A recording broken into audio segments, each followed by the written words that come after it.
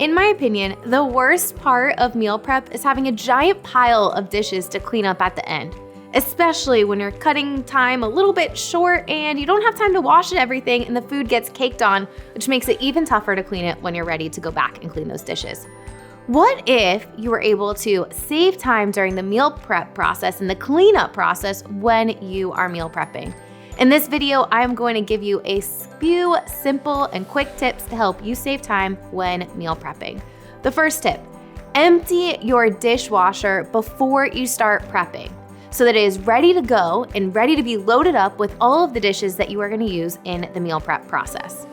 Tip number 2, when you have a little bit of downtime, when things are in the oven or cooking on the stove, go ahead and wash any dishes that you are done with. Commit to yourself to wash them or put them in the dishwasher and put them away so that we don't have those dishes piling up.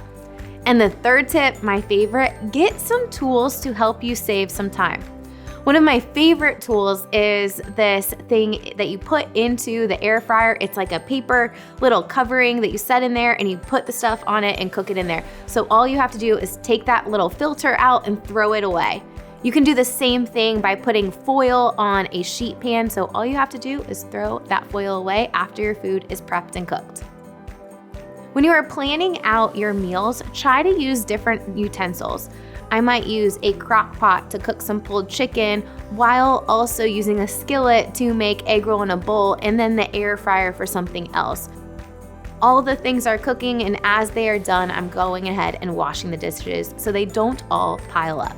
Prepping a few staples for the week will really help you set yourself up for success. So use these tips next time you are meal prepping to save time in the cleanup process.